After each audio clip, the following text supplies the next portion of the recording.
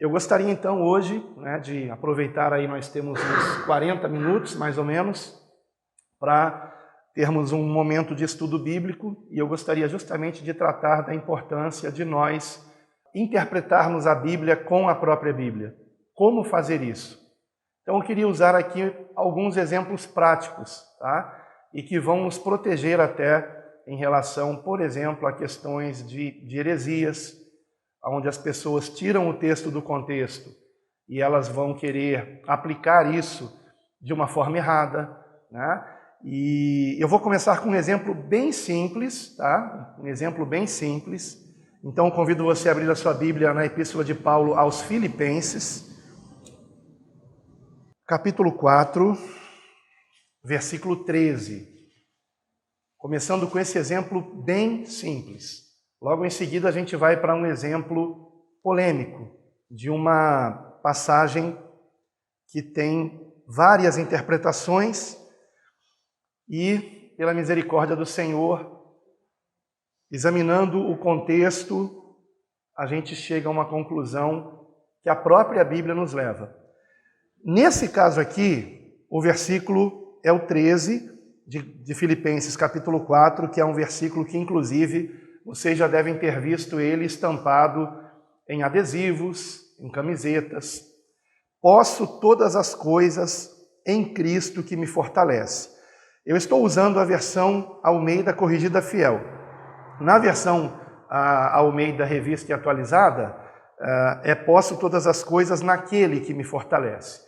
Então, por isso que eu considero importante nós usarmos uma versão baseada no texto majoritário, que é o caso da ACF, Almeida Corrigida Fiel, que eu vi que o pastor Anderson, por exemplo, está usando, que é o caso também da Almeida Revista e Corrigida, e é o caso da Bíblia King James 1611, a chamada Bíblia King James Fiel, não é atualizada. A King James atualizada é baseada no texto crítico, que omite, por exemplo, o em Cristo aqui. São dois conjuntos de manuscritos, o texto crítico, que são 5 manuscritos, e o texto majoritário, que são mais de 5.000 manuscritos. Prefiro ficar com os mais de 5.000 que foram utilizados ao longo de toda a história da igreja, praticamente, e que foi o conjunto de textos que, por exemplo, Lutero se utilizou para fazer a sua versão da Bíblia em alemão, quando a Bíblia até então só estava sendo lida em latim. E então, esse versículo 13, voltando aqui ao ponto que eu quero tratar com vocês, posso todas as coisas em Cristo que me fortalece, eu já presenciei alguém trazendo uma pregação nesse versículo, e logo que ele terminou de fazer a leitura do texto, ele disse assim: os irmãos podem fechar suas Bíblias. Quando um pregador, ele lê um texto e em seguida ele diz para os irmãos fecharem suas Bíblias, alguma coisa está errada. Provavelmente, esse pregador, ele vai tirar o texto do contexto para pregar algo contrário à palavra de Deus. Então, ele não quer que a pessoa conheça o contexto. Então, se algum dia, não aqui, eu sei que isso não vai acontecer aqui nunca, mas se em algum lugar, o pregador vai dizer, vai ler, por exemplo, posso todas as coisas em Cristo que me fortalece, os irmãos podem fechar suas Bíblias? Não feche. Confira o contexto, porque provavelmente o pregador vai tirar o texto do contexto. Não estou dizendo que isso vai acontecer sempre. Às vezes o pregador diz, feche sua Bíblia, para que a pessoa não se distraia enquanto ele está pregando. Mas essa é uma frase que geralmente ela é uma forma da igreja não perceber o que ele está fazendo com o texto, que é algo muito errado. E eu já presenciei um pregador fazendo isso com esse versículo.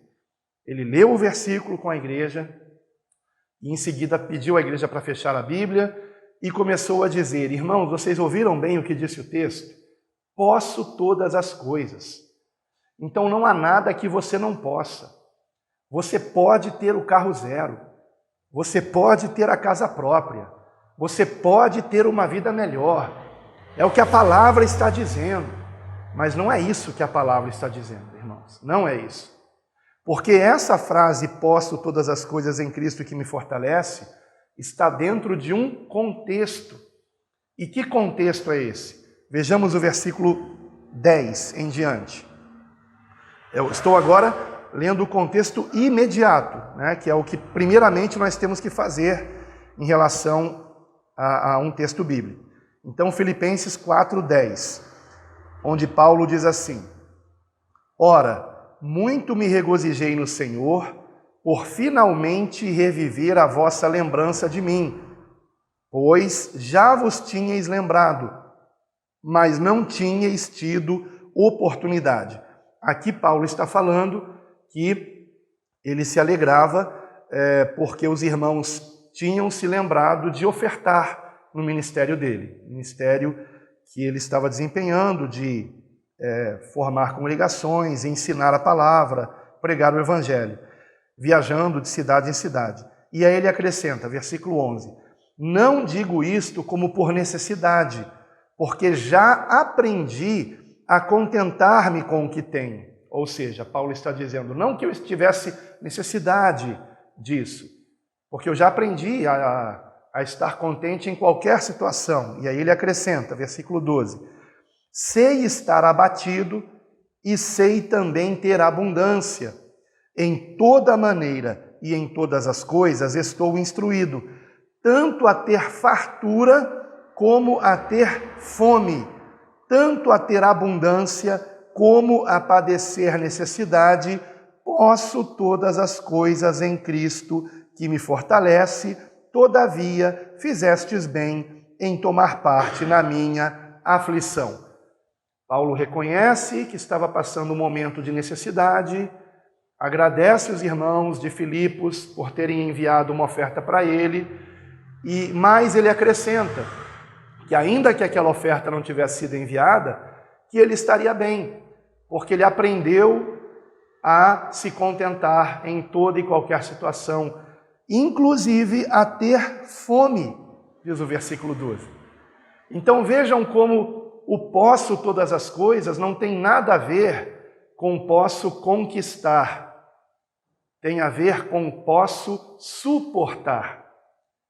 Então não está aqui o verbo suportar no versículo 13, mas está no contexto. Se Paulo tivesse dito, posso suportar todas as coisas em Cristo que me fortalece, ele não estaria aqui acrescentando nada ao contexto, porque era disso que ele estava falando.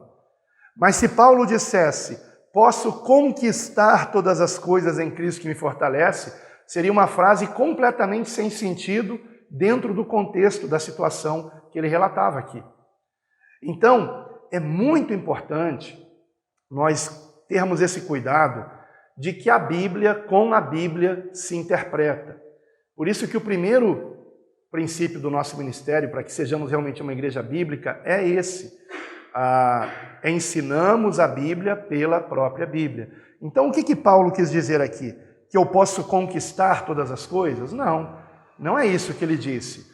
Ele disse que ele pode, em Cristo, suportar todas as coisas. E não apenas a falta de alimento, de mantimento, ou seja, do que for, mas também a abundância. Porque, irmãos, eu diria que a abundância é mais perigosa que a escassez. Quando nós estamos em escassez, aqueles que são de Deus vão se humilhar e vão clamar a misericórdia do Senhor e o socorro do Senhor. Mas na abundância, mesmo os que são de Deus, por terem abundância, correm o risco de se acomodar e orar menos, e buscar menos ao Senhor, cultuar menos, porque está tudo indo tão bem na sua vida. Então, tanto a abundância quanto a escassez, esses extremos, são perigosos. E Paulo está dizendo aqui que ele havia aprendido a, em qualquer situação, estar se alegrando no Senhor. Dito isso, irmãos, eu queria agora convidá-los a um texto polêmico na primeira epístola de Pedro. Primeira epístola de Pedro, capítulo 3, versículo 19. É um versículo que está falando do Senhor Jesus, está falando de Cristo. Para um melhor entendimento, vamos ler o 18 também. mas é o 19 que é o versículo polêmico, tá? Em que irmãos dão uma série de interpretações para ele. O que significaria isso? Então vamos lá, 1 Pedro 3,18. Cuidado para você não estar na segunda epístola de Pedro, é a primeira. 1 Pedro 3,18.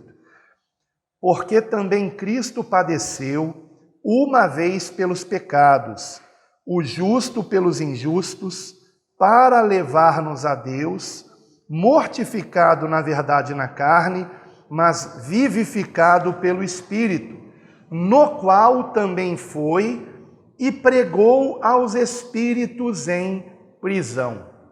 Podemos prosseguir a leitura até o versículo 21 ou 22, mas não é necessário. O fato é que muitas pessoas interpretam com base no versículo 19, e talvez você mesmo já tenha abraçado essa interpretação, e eu não estou aqui de forma alguma querendo entrar num debate a respeito disso, tá? Porque essa, inclusive, é uma questão que não é relevante para a nossa salvação. Mas nós podemos acabar chegando a uma interpretação errada, se nós não basearmos a interpretação pelo contexto da epístola de Pedro. E muitas pessoas ignoram essa questão da importância, não apenas da gente ler o contexto imediato, que foi o caso que fizemos agora há pouco em Filipenses 4, mas de examinarmos também todo o contexto da epístola ou do livro bíblico que nós estamos examinando. Então, irmãos, é importante nós lermos toda a Bíblia.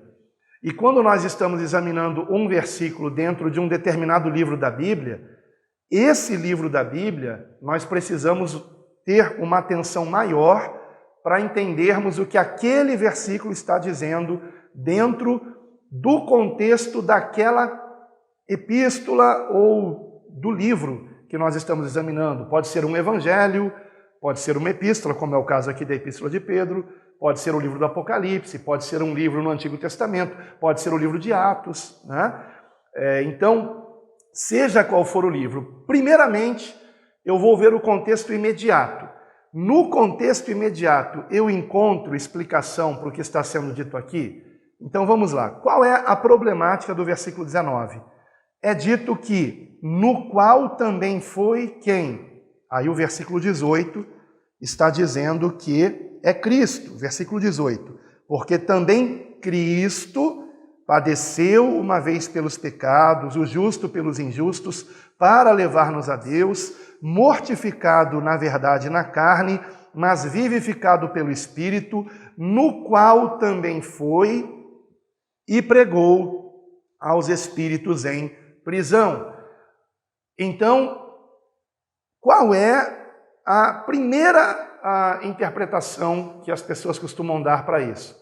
Que Jesus, depois de ter morrido e ressuscitado, ou até antes de ressuscitar, na verdade, ele teria ido ao Hades, que é traduzido como inferno, né, nas versões em português. E teria, Hades é a mansão dos mortos, o local onde os mortos ficam, né? Essa frase mansão dos mortos, a ideia de uma mansão, não. A morada onde ficam as almas dos que morreram aguardando o juízo. Então, se seria o Hades. E o Senhor teria ido lá, no Hades, pregar o Evangelho. Ué, mas então aquelas pessoas teriam uma outra chance? E aí é que está o problema. Elas teriam uma segunda chance de salvação? Elas poderiam ser salvas, né? Mesmo depois de terem morrido? E de não terem se arrependido em vida dos seus pecados? Ora, se assim fosse, quem é que não ia querer sair de lá? Quem é que não ia querer ir para o paraíso? Não é? Então, se as pessoas que morreram sem arrependimento de pecados, sem se converter a Deus, estavam no Hades e o Senhor Jesus aparece e prega o Evangelho para eles, quem não ia querer sair de lá? Não é? Então todos teriam saído. E então o Hades teria ficado vazio. Então aí nós temos um problema com essa interpretação. Porque se Jesus prega o evangelho para quem está num lugar de sofrimento, pensem no rico e Lázaro, o rico lá em sofrimento, e então vem Jesus e dá a oportunidade para ele se salvar. Ele não iria querer se salvar? Mas é claro que sim. Quem é que ia querer continuar no sofrimento? Né? Então há um problema com essa interpretação. E esse problema me perseguiu durante muitos anos, irmãos. E no ano passado, o pastor Cleiton, da Igreja da Tijuca, ele me abordou com essa questão. E ele disse, pastor Alan, eu confesso que eu não cheguei a um entendimento. E eu fui pesquisar sobre isso, e existem várias interpretações, e nenhuma delas eu tenho assim uma... Né, eu sou inclinado a uma posição, ele me falou. Mas eu queria ouvir o senhor. E eu disse, olha, eu também sou inclinado a isso que você está pensando nesse momento. Mas eu vou pesquisar melhor sobre isso. E foi o que eu fiz. Aplicando o primeiro princípio do nosso ministério. Então, o que foi que eu fiz? Primeiramente, o contexto imediato. Vamos novamente para o versículo 18. Porque também Cristo padeceu uma vez pelos pecados, o justo pelos injustos, para levar-nos a Deus, mortificado na verdade na carne, mas vivificado pelo Espírito. Então guarde isso. Agora está falando não do Cristo em carne, mas do Cristo Espírito. Vivificado pelo Espírito, então é o Espírito de Cristo. Guardaram isso? Perceberam isso no versículo 18? Vou ler de novo. Porque também Cristo padeceu uma vez pelos pecados. Então de quem ele está falando? Do Senhor Jesus Cristo. O justo pelos injustos, para levar-nos a Deus, mortificado na verdade na carne, mas vivificado pelo Espírito. E agora ele vai prosseguir. No qual, ou seja, no Espírito, no qual também foi e pregou aos espíritos em prisão. E aí, que espíritos em prisão são estes? Agora ele vai falar no versículo 20. Os quais, noutro tempo, foram rebeldes, quando a longanimidade de Deus esperava nos dias de Noé, enquanto se preparava a arca, na qual poucas, isto é, 8 almas se salvaram pela água, que também, como uma verdadeira figura, agora vos salva o batismo, não do despojamento da imundícia da carne, mas da indagação de uma boa consciência para com Deus, pela ressurreição de Jesus Cristo, o qual está à destra de Deus, tendo subido aos céus, havendo-se-lhe sujeitado os anjos e as autoridades e as potências. Então, podemos parar aqui, que já basta para nós entendermos que aqueles espíritos em prisão são todos aqueles que rejeitaram a pregação de Noé. Todos aqueles que não se converteram com a pregação de Noé. O que é que Pedro está aqui fazendo? Ele está usando a lembrança do dilúvio como um alerta para que nós venhamos dar ouvidos à pregação do Evangelho e venhamos nos converter a Cristo. Agora, Pedro está dizendo, ou estaria dizendo, que Jesus teria ido pregar àqueles que rejeitaram a pregação de Noé, lhes dando mais uma oportunidade de salvação depois da morte? Vamos então agora, como não conseguimos ter uma resposta no contexto imediato, vamos para toda a epístola. E mais, vocês sabem que Pedro escreveu uma segunda epístola. E na segunda epístola que ele escreveu, ele vai mencionar a pregação de Noé. Vejam comigo aqui, por exemplo, 2 Pedro capítulo 2, 2 Pedro 2, 5. 2 Pedro capítulo 2, versículo 5. E não perdoou ao mundo antigo, mas guardou a Noé, a 8ª pessoa, o pregador da justiça, ao trazer o dilúvio sobre o mundo dos ímpios. Então aqui, ele está mais uma vez usando o exemplo do dilúvio, né? E lembrando que Noé pregou a justiça.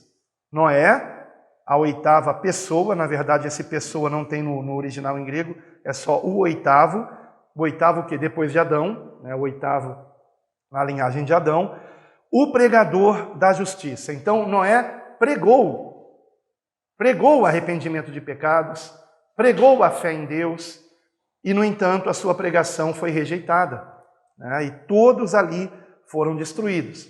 Voltando para a primeira epístola de Pedro, capítulo 1,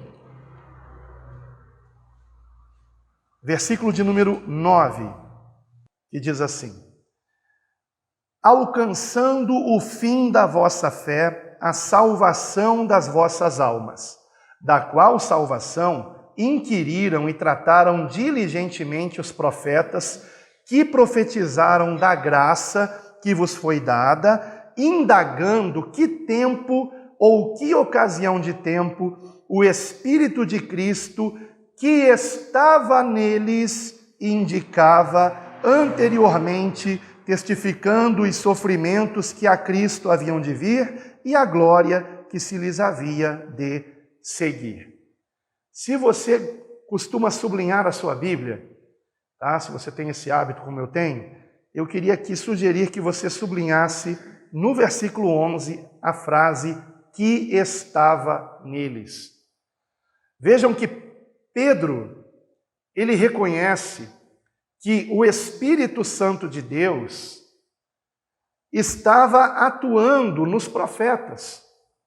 O Espírito Santo de Deus inspirava os profetas a pregar e àqueles que escreveram textos a escrever o que nós chamamos de Escritura Sagrada, os livros dos profetas. Vocês sabem que o próprio Moisés também é tratado como profeta e foi o autor do Pentateuco, né, dos 5 primeiros livros da Bíblia. E muito do que Moisés escreveu, ele escreveu por revelação de Deus, porque ele escreveu de uma época que ele não estava vivo ainda. Então, por mais que ele estivesse escrevendo o que ele tinha ouvido do seu pai, que ouviu do seu avô, que ouviu do seu bisavô e tataravô, etc., o Espírito Santo conduziu em toda a escritura dos 5 primeiros livros que foram escritos por Moisés. E como Moisés fez isso? Porque o Espírito Santo o conduziu a fazê-lo. E Pedro, sabendo que Deus é um, sabendo que Jesus Cristo é um com o Pai, mas não confundindo a pessoa do Filho com a pessoa do Pai, como fazem os unitaristas, Pedro está lembrando que o Espírito que estava atuando naqueles profetas era também, por ser o Espírito Santo, o Espírito de Cristo. Então ele diz aqui no versículo 11, indagando quem os profetas, né, que profetizaram dessa graça, versículo 11, indagando que tempo ou que ocasião de tempo o Espírito de Cristo que estava neles. Isso é muito significativo. Pedro está dizendo que o Espírito de Cristo estava falando através daqueles profetas. E da mesma forma, no capítulo de número... Sejam bem-vindos, hein? Por favor, fiquem à vontade. E da mesma forma, no capítulo... no versículo... Perdão, onde é que eu estava? No capítulo 3, aqui de 1 Pedro, primeira epístola de Pedro, capítulo 3, versículo 18, novamente Pedro vai falar sobre o Espírito de Cristo. E o problema é que as pessoas pensam que ele está falando do Espírito de Cristo depois da ressurreição, né? Ou melhor, depois da morte na cruz e antes da ressurreição. Naquele meio tempo, entre a morte e a ressurreição, então Jesus foi lá e pregou aos espíritos em prisão. Desconsiderando que na mente de Pedro, e aí nós não podemos desconsiderar que cada autor bíblico tinha o seu estilo literário, então Paulo tinha o seu estilo literário e Pedro também tinha, né? E no estilo literário de Pedro, ele se refere a Cristo como o eterno, aquele que existia antes do nascimento de Jesus. Então, antes de Jesus ser gerado no ventre de Maria, por obra do Espírito Santo, o Jesus carne, né?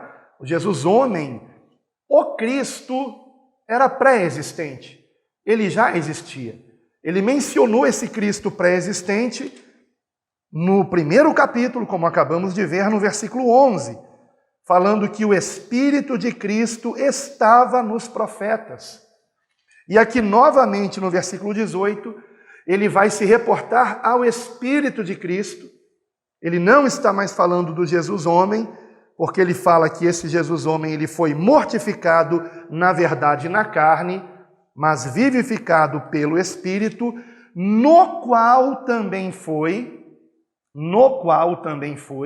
ou seja, no Espírito Santo, Cristo também foi e pregou aos espíritos em prisão.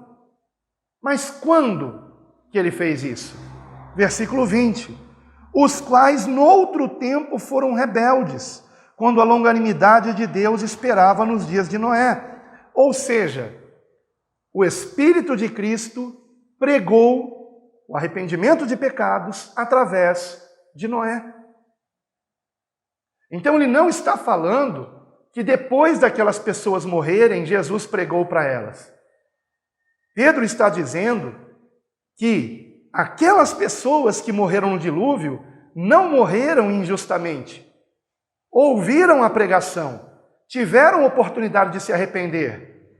E quem estava levando Noé a trazer essa pregação era o Espírito Santo, que é um com o Pai e um com o Filho. Embora não deva ser confundida, né? Como confundem os unitaristas, que em última análise chegam à conclusão de que quando Jesus orava para ele mesmo, né? E não é, evidentemente não é assim. Então há o Pai, há o Filho e há o Espírito Santo, que é o Espírito de Deus, que é o Espírito de Cristo. Como entender isso? Nós não temos como entender isso, irmãos, com a nossa limitação humana. Isso só vem mesmo por uma revelação divina. E em alguns momentos me parece que eu entendi. E daqui a pouco eu já perco novamente aquilo, porque não dá para a gente escrever isso, não dá para a gente explicar isso, irmãos. Muitos já tentaram explicar, por exemplo, com os 3 estados do H2O, né? O estado líquido, o estado sólido e o estado gasoso. Então seria mais ou menos isso, né? O Espírito Santo, o Pai e o Filho. Os 3 são um, mas ao mesmo tempo são 3. Não dá para a gente explicar. E essa explicação também não é boa, né? Dos 3 estados, né? De H2O. O líquido, o sólido e o gasoso. A outra explicação é também o Sol. O Sol, ele ilumina, o Sol aquece e o que mais? Enfim, são 3 coisas também. O pastor Sandro, outro dia, ele deu uma série de exemplos e nenhum deles é perfeito. Porque, irmãos, a gente tem que lembrar de uma coisa. Quando nós tratamos de Deus, nós estamos tratando do Criador. E nós somos a criatura. Então, como que nós, seres criados por Deus, vamos entender aquele que nos criou? Ele nos entende, mas nós não o entendemos perfeitamente. Por isso que Paulo, escrevendo aos Romanos, no capítulo 11, ele joga a toalha, irmãos. Eu acho lindo isso que Paulo faz. Porque Paulo, tentando entender os mistérios de Deus, ele finalmente, ele chega à seguinte conclusão, versículo 33, Romanos 11, 33. E aí vem aqui uma coisa linda, a humildade de Paulo. Reconhecendo que tem coisas que a gente não consegue explicar. E ele vai dizer, Romanos 11, 33 até o final desse capítulo.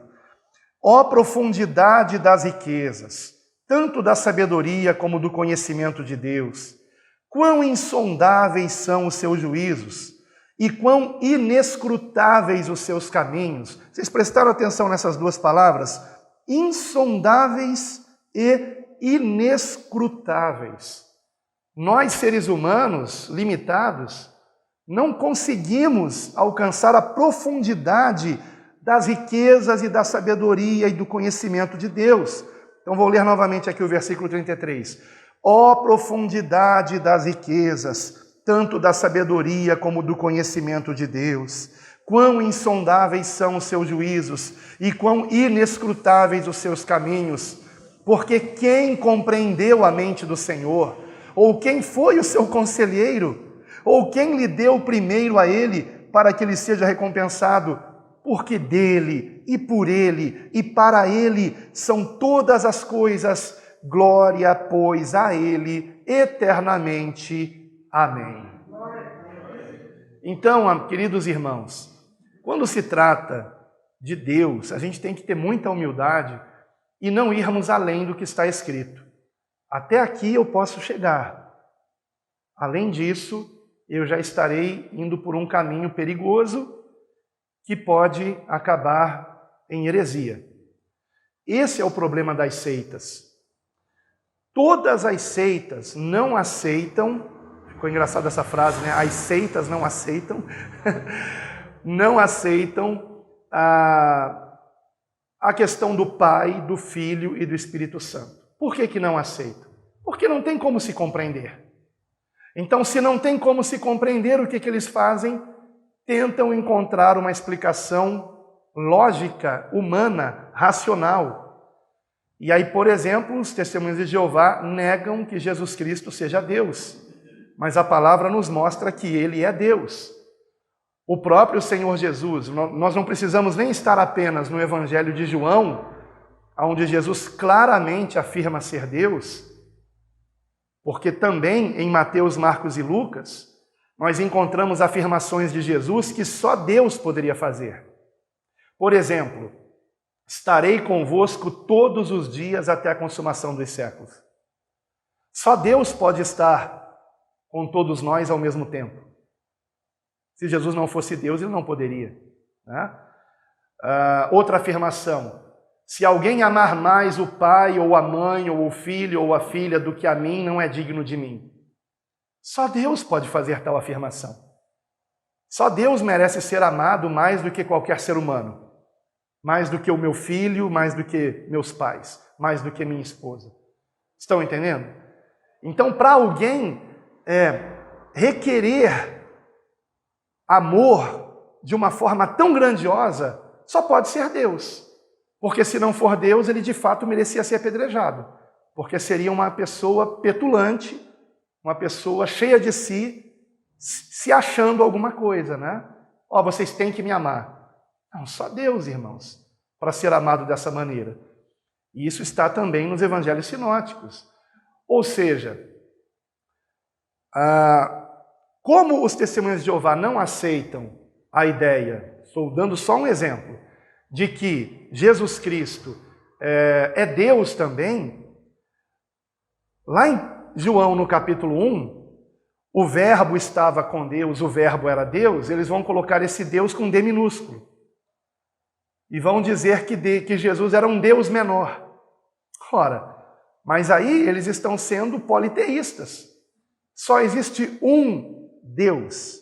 E esse Deus é o Criador e é também o seu Filho, Jesus Cristo. E esse mesmo Deus opera na igreja através do que a palavra chama de Espírito Santo. E um texto aqui, já estamos encerrando, um texto aqui que também nós temos que, no contexto, nós chegarmos a essa conclusão, está em João capítulo 14. Se vocês puderem, vejam comigo, por favor.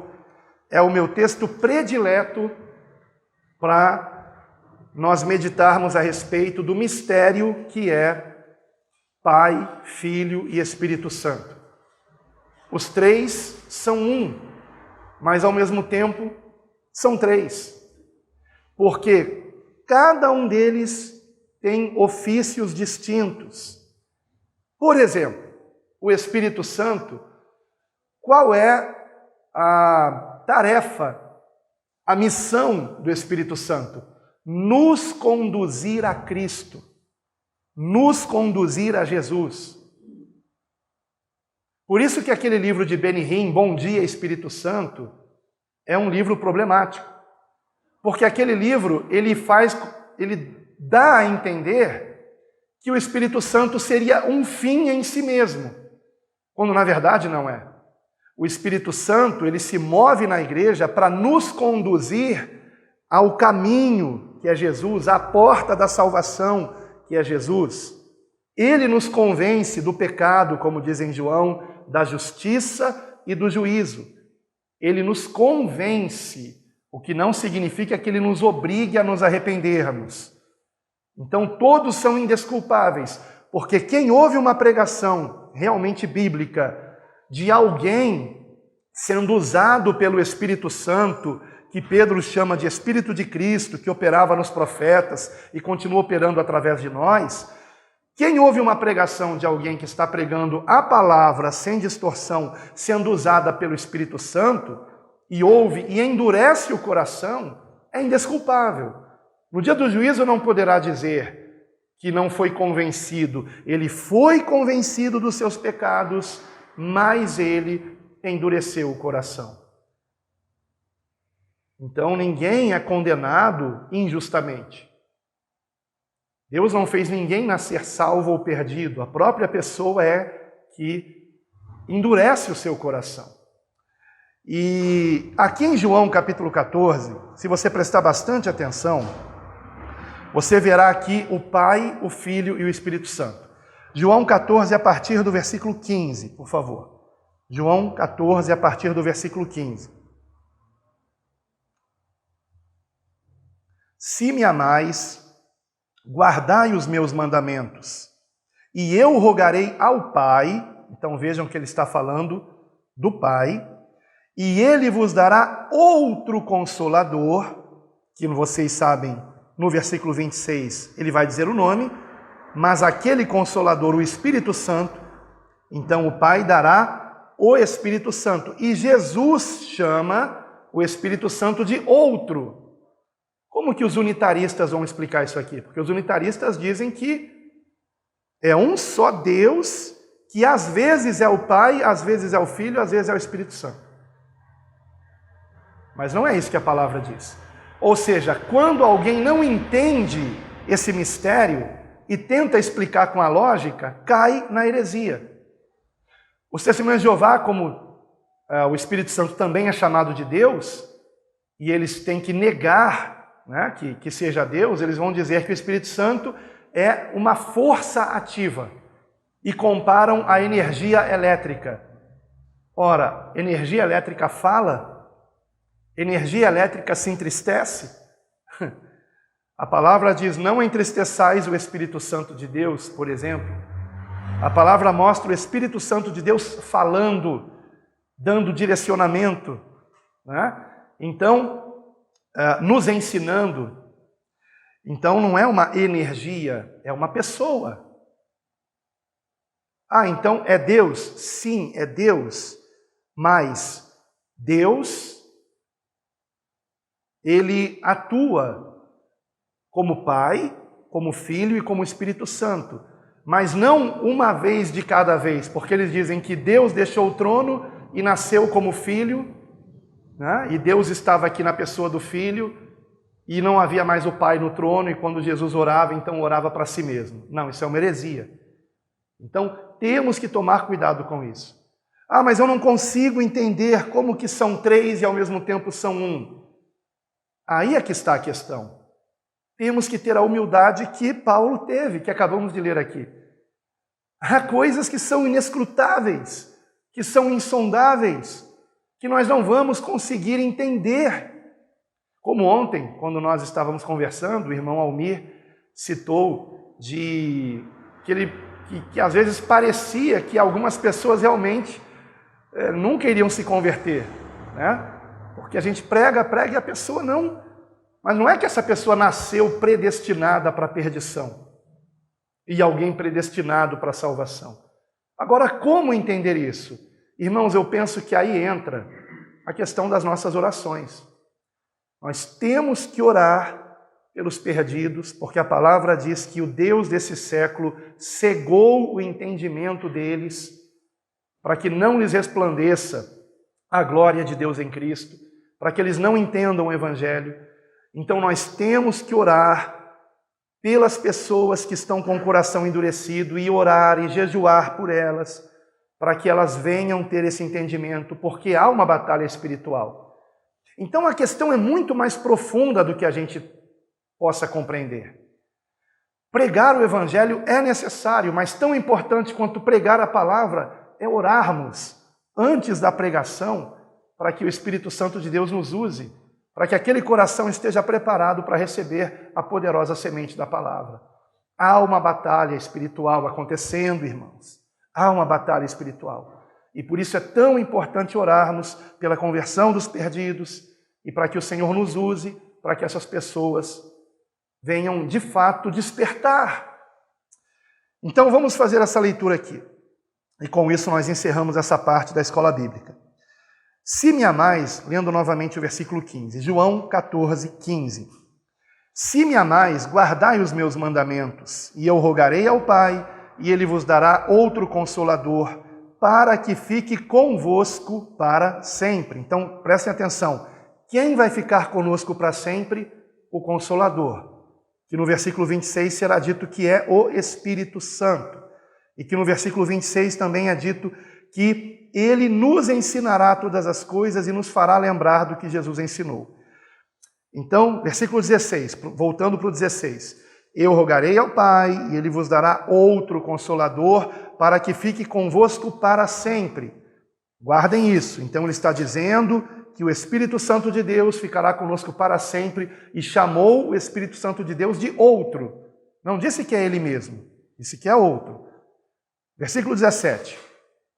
O Espírito da verdade, ou de verdade, que o mundo não pode receber, porque não o vê nem o conhece, mas vós o conheceis, porque habita convosco e estará em vós. Agora vamos dar uma pausa aqui. E habita convosco e estará em vós. Quem é que estava habitando com eles naquele momento, quando Jesus disse isso? O Filho, o Senhor Jesus. Então o Senhor Jesus está já mostrando que o Espírito Santo operava nele, em Cristo. Habita convosco e estará em vós. Não vos deixarei órfãos, voltarei para vós. Opa! Mas o Senhor Jesus não disse que quem vai voltar, quem vai estar conosco é o Espírito Santo? Agora ele já está dizendo que é ele, Jesus, que vai voltar para nós. Então vejam como Pai, Filho e Espírito Santo aqui estão entrelaçados. Versículo 19. Ainda um pouco e o mundo não me verá mais, mas vós me vereis, porque eu vivo e vós vivereis.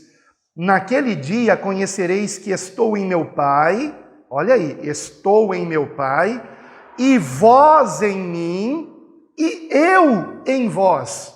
Ué, mas ele não disse que quem vai estar em nós é o Espírito Santo? Foi o que ele disse no versículo 17. Estará em vós quem? O Espírito Santo. E disse o mesmo no versículo 16 também, que esse outro Consolador ficaria conosco para sempre. Mas agora, no versículo 20, ele diz que ele, Jesus, estará em nós. Naquele dia conhecereis que estou em meu Pai, e vós em mim, e eu em vós. Estão pegando aqui, irmãos, o mistério? Pais amados, pais. Estão percebendo a profundidade disso? Versículo 21. Agora vejam o que ele dirá também. Aquele que tem os meus mandamentos e os guarda, esse é o que me ama. E aquele que me ama será amado de meu Pai, e eu o amarei e me manifestarei a ele. Disse-lhe Judas, não Iscariotes, Senhor, de onde vem que te hás de manifestar a nós e não ao mundo? Jesus respondeu e disse-lhe, se alguém me ama, guardará a minha palavra, e agora preste atenção, e meu Pai o amará, e viremos para ele e faremos nele morada. Ele está dizendo que o Pai e o Filho fariam morada em nós. Mas ele começou o texto dizendo que o Espírito Santo faria morada em nós. E Jesus chamou o Espírito Santo de outro Consolador. Como se explica isso? Não se explica, irmãos, apenas se aceita e pronto. Eu não vou discutir com a Bíblia. Se a palavra está me dizendo isso, eu simplesmente aceito com humildade e reverência e temor e pronto. Mas as seitas, elas tentam explicar o inexplicável, porque elas querem ter resposta pronta para tudo. Esse é o problema das seitas. As seitas querem ser donas da verdade. E para que sejam donas da verdade, elas têm que ter resposta para todas as perguntas. E como não conseguem explicar esse mistério do Pai, do Filho e do Espírito Santo, que são sim três, porque Jesus se refere ao Espírito Santo como outro Consolador, se refere ao Pai como outra pessoa, distinta dele, embora ele diga que ele e o Pai são um, mas ele mesmo diz, mas o Pai é maior do que eu. Isso ele disse enquanto homem, evidentemente. E, como não conseguem explicar isso, então vão negar a divindade do Espírito Santo, vão negar a divindade de Jesus Cristo, porque são seitas e não, de fato, fiéis à palavra de Deus. Então, aquilo que a gente não compreende, a gente tem que ter humildade de reconhecer que é mistério de Deus. E pronto, irmãos, e pronto. Ah, mas eu não entendo isso, eu não entendo aquilo. Eu não entendo, mas eu não vou além do que diz a Escritura. Eu não entendo como, por exemplo, um bebê recém-nascido vem a óbito. Eu não entendo. O que vai acontecer com essa alma? Como será? Se ele está salvo só porque nasceu o bebê, então não seria melhor todos morrerem assim que nascem? Para ninguém correr o risco de ir para o inferno? Eu entendo isso? Eu não entendo. Mas não é porque eu não entendo que eu vou ensinar heresia. Então eu prefiro me calar e dizer, irmãos, eu não entendo, mas eu sei que Deus sabe de todas as coisas. Deus sabe de todas as coisas. Será que alguém teria se lamentado se alguém voltasse no tempo e matasse Hitler quando ele ainda era um bebê, evitando assim a morte de milhões de inocentes? Estou dando um exemplo. Hitler poderia ser Mao Tse-tung, poderia ser também Xi Jinping, poderia ser uma série de homens maus, né? Por que ele não morreu assim que nasceu? Então eu não sei se aquele bebê que morreu assim que nasceu, ele não seria alguém pior ainda no futuro que um Hitler, que um Mao Tse-tung ou coisa do tipo. Então, são mistérios de Deus. Deus sabe de todas as coisas, eu não sei de nada. Então, por isso é que, se nós somos de Deus, temos que fazer como Paulo, em tudo dar graças. Em tudo dar graças, irmãos. Só para completar aqui, versículo de número 24.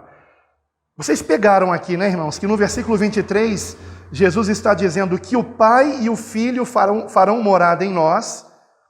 No versículo 20, ele diz que ele e o Filho fará morada em nós. E no versículo 16 e 17, ele diz que o Espírito Santo estará em nós, né? Então, como entender isso? Versículo 24.